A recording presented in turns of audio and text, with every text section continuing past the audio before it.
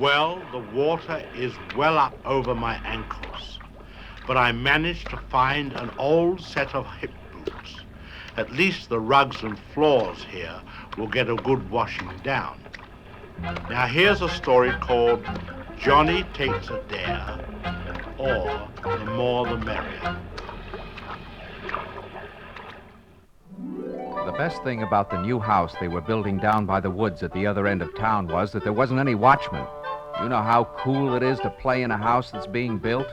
All that sand and all those wooden beams over the cellar that you can walk tightrope on? The kind of playing that it's a good thing parents don't know anything about, because if they did, they'd have a fit. Well, it all happened on a Saturday in the summertime, the time of year when you have dinner and still have a few hours of daylight left to play in. Johnny, a husky 10-year-old, and his pals were playing King of the Hill on the sand pile by the new home. And Johnny was doing a pretty good job of being the king. As they wrestled up and down, the sun slowly set through the trees and cast long, shadowy fingers across the unfinished house and the great piles of unused lumber. The darker it got, the brighter glowed the red warning lantern which the workmen had left behind, until finally everything was bathed in an eerie red glow. Finally, the game stopped, and the boys, breathing heavily, looked about them. "Gee, it's scary, isn't it?" one of the boys said with wide eyes. "Nothing to be scared of," said Johnny, who liked to think that he wasn't scared of anything. One of the boys whispered, "Gee, fellas, think I'll just head on home." "Oh, yeah," whispered another boy. "I'll bet that you get out of here as fast as we do." Johnny yawned and stretched. "I don't know, fellas. Maybe I'll just spend the night here," the whispering boy said. "Go on. I just dare you to." "What'll you give me if I do?" said Johnny, who liked to take dares to show how brave he was. "My new scout knife," whispered the boy as he edged toward the road home. "Sure," said Johnny, "like taking candy from a baby. Drop off and tell my folks I'm camping out for the night." Johnny looked around and started for the unfinished house. He was startled for a moment as he saw a great shadow moving against the side of it, but laughed weakly to himself as he realized it was his own shadow caused by the red lantern light. One room was almost finished. At least it had a floor and a roof on. "Good a place as any," said Johnny to himself as he found a clear place on the floor and settled down. The wind blew crisply through the open doors and windows. There was just a sliver of a moon, but it was quickly covered by a swift-moving cloud. Soon there was no light at all, but the red lantern glowed against the opposite wall. After a while, Johnny thought his eyes were playing tricks on him, because the red lantern light seemed to be getting dimmer and dimmer.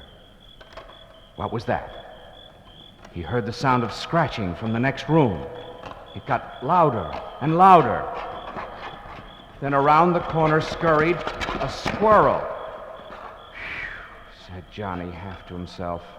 The squirrel looked at Johnny and almost grinned. At least Johnny thought he did. And he settled back again. What was that? Scratching again. Louder this time. Then he saw a shadow move slowly into the doorway. It was another squirrel, but it was as big as a cat. Johnny pretended to be asleep. The big squirrel pattered over to the little squirrel and spoke to him. "Hello there, Henry. Well, what are we going to do with him?" "Good evening, Clarence. We'll wait until Charlie comes," said the little squirrel. And they both turned and grinned in Johnny's direction. Through half-closed eyes, Johnny thought that their teeth were awfully long and that he didn't care so much about that new scout knife.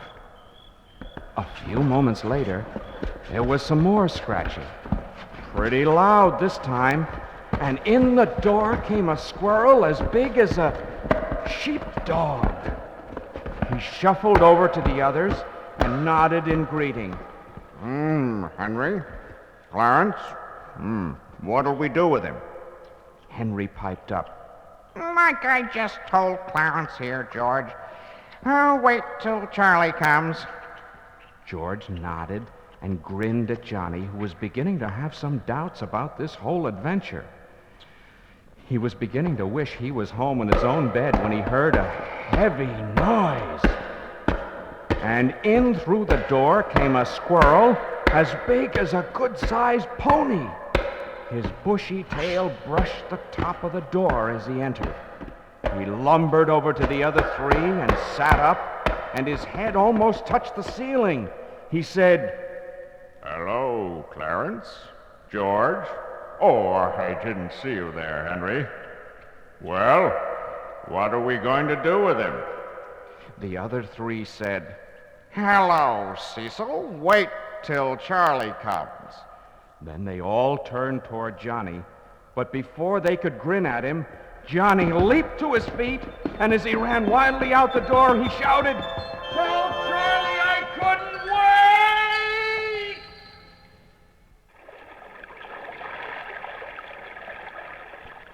I managed to find the most marvelous chair.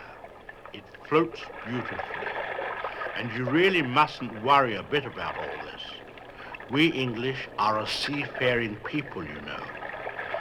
I just must be careful not to tip over, which reminds me it's time for you to tip over this record.